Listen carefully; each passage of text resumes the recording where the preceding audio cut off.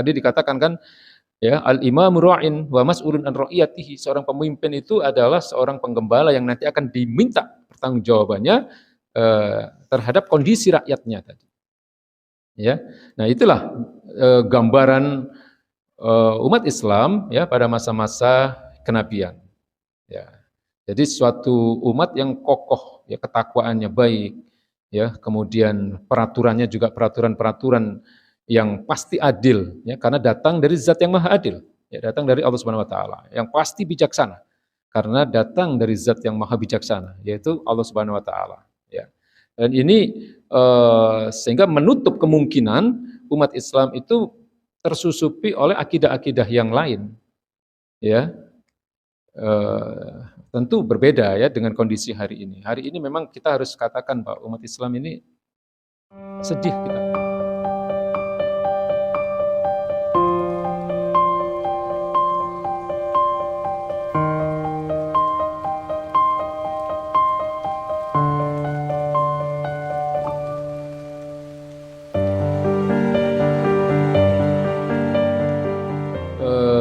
Fungsi negara pada saat itu seluruh kekuatan negara itu memang dimobilisasi dalam rangka untuk dakwah Islam.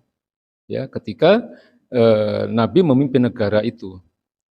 Ya, jadi dan di samping itu juga negara juga mengatur persoalan-persoalan keumatan, ya, masalah perekonomian, masalah kesehatan, keamanan, termasuk hubungan politik dalam dan luar negeri, ya, kemudian juga berperan di dalam memajukan perkembangan teknologi, ya, ilmu pengetahuan. Jadi masyarakat Islam pada saat itu adalah masyarakat yang paling maju, Pak, ketika Nabi berada di Madinah, ya, dengan apa namanya kehidupan masyarakat yang demikian agung. Ya, saya katakan di Eropa itu pada saat itu belum mengenal baju mungkin ya. Jadi masih primitif Eropa pada saat itu. Ya, sementara Nabi sudah menjalankan fungsinya sebagai seorang kepala negara yang berdasarkan konstitusi, ya, berdasarkan undang-undang. Pada saat itu belum ada negara yang punya undang-undang dasar, itu belum ada. Tapi Nabi sudah membuat Sohifah Madinah, ya, atau Piagam Madinah.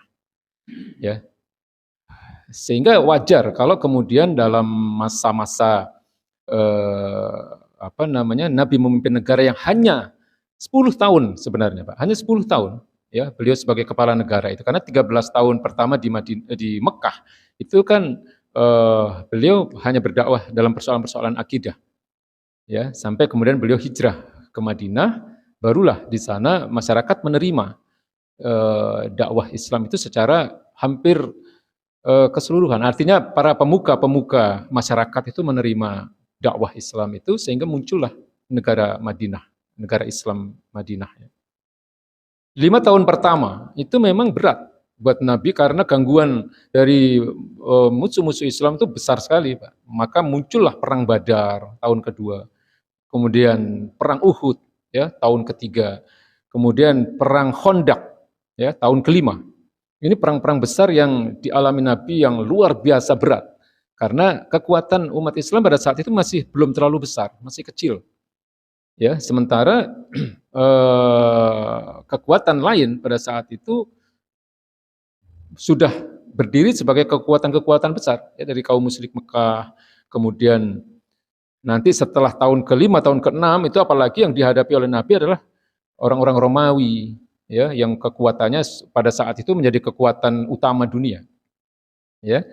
Tapi karena berdasarkan wahyu-wahyu Allah, berdasarkan firman-firman Allah Subhanahu wa taala bahwa manusia itu memang berhak untuk mendapatkan dakwah, ini harus diselamatkan. Maka pada tahun ke-6, ya, dengan negara yang seperti itu, yang belum terlalu besar, itu Nabi mulai mengirimkan surat-surat dakwah, Pak.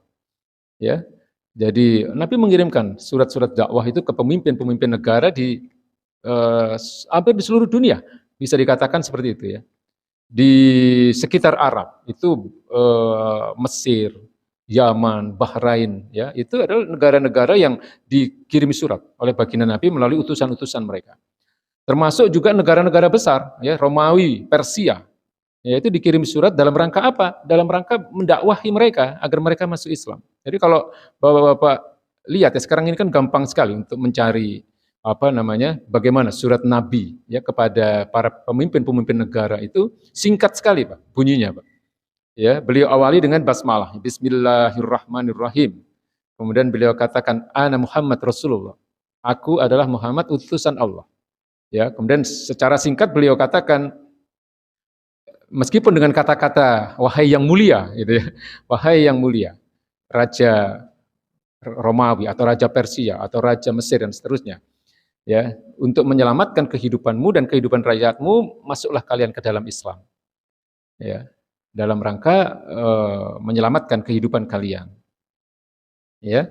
Namun jika kalian berpaling, jika kalian tidak mau masuk Islam, maka dosa itu, ya, dosa kalian berserta seluruh rakyat itu adalah dosa sang pemimpin. Itu kalian akan menanggung dosa itu. Nabi katakan begitu. Kemudian diakhiri dengan kalimat isyhadu ana ishadu bi anna muslimun. Ya. Saksikanlah bahwa kami, maksudnya baginda Nabi beserta rakyatnya itu adalah orang-orang yang berserah diri.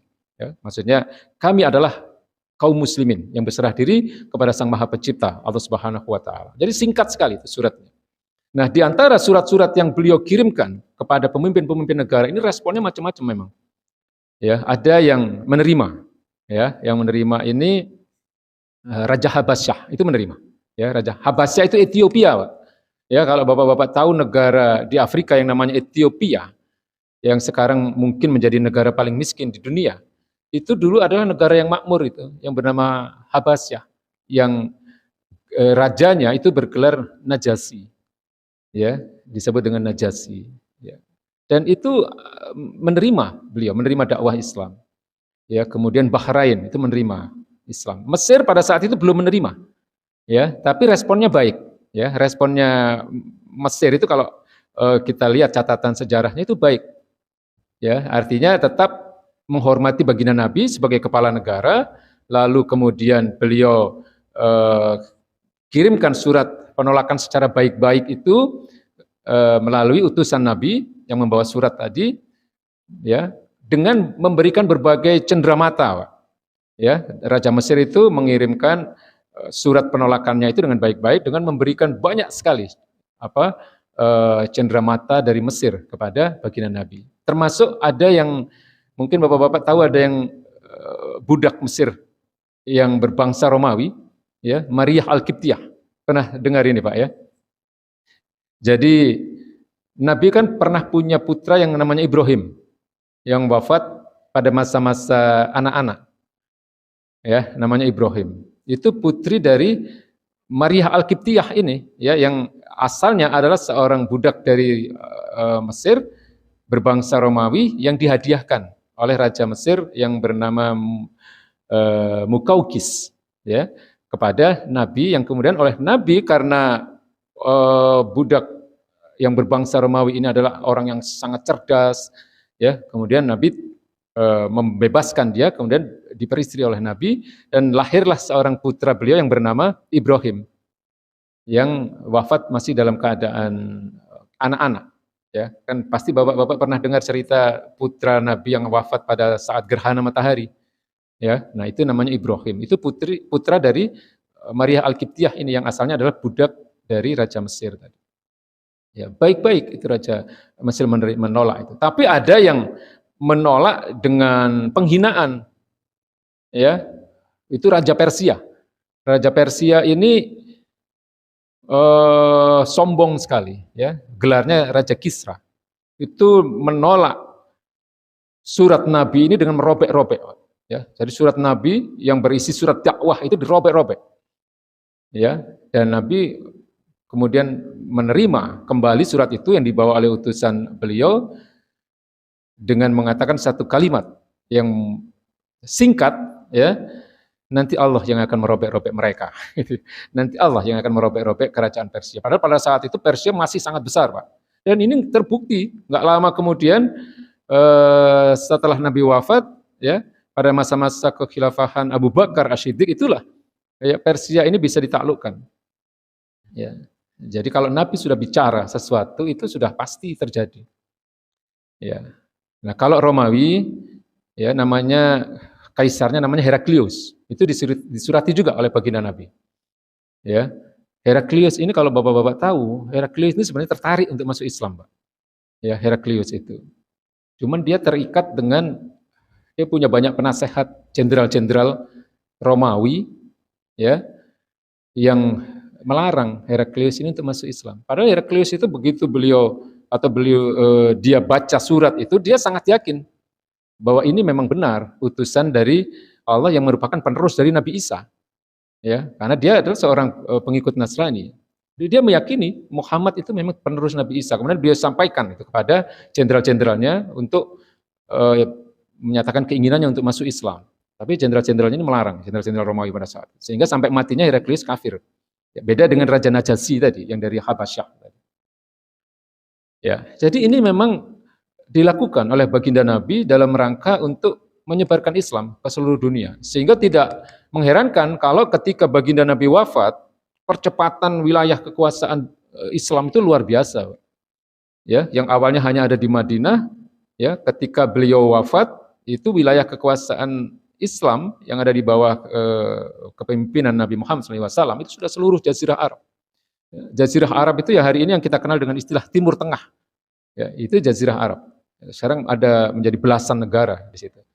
Ya, efektifnya hanya sekitar 6 tahun itu baginda Nabi, ya, melaksanakan politik luar negerinya, ya, dakwah Islam melalui pengiriman surat-surat tadi kepada para pemimpin-pemimpin negara yang lain. Ya, jadi memang harus dikatakan bahwa negara pada masa-masa kenabian itu memang seluruh kekuatannya digunakan untuk menyebarkan dakwah Islam dalam rangka apa? Dalam rangka menyelamatkan manusia. Ya, nah sementara ke dalam ya negeri sendiri ya secara internal itu negara bertanggung jawab terhadap ketakwaan rakyatnya. Ya, negara bertanggung jawab terhadap ketakwaan masyarakatnya. Ya, karena tanggung jawabnya besar itu sebagai seorang kepala negara. Tadi dikatakan kan ya al-imamu ra'in wa mas'ulun an ra'iyatihi. Seorang pemimpin itu adalah seorang penggembala yang nanti akan diminta pertanggungjawabannya terhadap kondisi rakyatnya tadi. Ya. Nah, itulah gambaran umat Islam ya pada masa-masa kenabian. Ya. Jadi suatu umat yang kokoh ya ketakwaannya baik, ya, kemudian peraturannya juga peraturan-peraturan yang pasti adil, ya, karena datang dari Zat yang Maha Adil, ya, datang dari Allah Subhanahu Wa Taala, yang pasti bijaksana, karena datang dari Zat yang Maha Bijaksana, yaitu Allah Subhanahu Wa Taala, ya. Dan ini sehingga menutup kemungkinan umat Islam itu tersusupi oleh akidah-akidah yang lain, ya. Tentu berbeda ya dengan kondisi hari ini. Hari ini memang kita harus katakan bahwa umat Islam ini sedih kita kalau melihat bagaimana umat Islam hari ini ya dengan tanpa sadar kadang menerima ya kebenaran akidah-akidah selain Islam. Ya, nah di sini memang tugas kita ya berdakwah saja ya, berdakwah dengan kalimat-kalimat yang baik ya. Sehingga terutama ke keluarga ya, ke apa yang menjadi amanah kita, yaitu istri, anak-anak, supaya mereka selamat, Pak. Dan itu nanti akan kita pertanggungjawabkan di hadapan Allah Subhanahu Wa Taala. Keselamatan mereka, dunia akhirat itu menjadi tanggung jawab kita nanti. Ya, paling tidak dipahamkan kepada mereka tentang akidah Islam yang benar, ya, tentang akidah Islam yang benar. Ya, dan terlarangnya umat Islam dalam menerima akidah selain Islam. Ya, karena persoalan akidah ini sangat berat pertanggungjawabannya di hadapan Allah Subhanahu Wa Taala. Kalau akidah kita ternyata nggak beres di hadapan Allah nanti, ya. Akidah kita ternyata ada yang menyimpang-nyimpang dikit itu bahaya, Pak, ya. Jadi akidah yang benar, keimanan yang benar, ketaatan kepada syariat, ya, itu yang harus kita perjuangkan supaya kehidupan kita ini selamat, ya, baik di dunia maupun di akhirat. Meskipun memang hari ini tidak mudah, ya, dan tidak mungkin juga sebenarnya. Di sini dikatakan kan, mungkinkah seorang individu yang hidup dalam sistem materialis yang seperti hari ini itu dapat mencapai kesempurnaan ketakwaan? Ya, memang tidak bisa, karena yang namanya takwa itu kan ketaatan yang total. Ya, sementara banyak hari ini hal-hal yang tidak bisa kita laksanakan. Ya, tapi paling tidak jangan menolak kebenaran seluruh ajaran-ajaran Islam. Ya, nah ini tidak mudah dalam rangka menjaga ketakwaan kita ketika faham-faham yang lain ini terus masuk ke rumah-rumah kita setiap hari. Ya, melalui televisi, melalui sosial media, ini yang dua ini yang harus benar-benar kita filter, ya, kita saring, Mbak. Ya, bahaya kalau kita tidak menjaga anak-anak kita itu, ya. Karena kesesatan itu sudah hampir menjadi sesuatu yang biasa hari ini. Kemaksiatan pun demikian, ya. Faham-faham individualistis. Orang sekarang tidak peduli, orang melakukan kemaksiatan itu mereka katakan ini bukan urusan kita. Nah, itu sebenarnya tidak boleh, harus kita nasihati ya kalau kita ada di dalam satu lingkungan atau apalagi keluarga kita, ya. Baik-baik harus nasihati.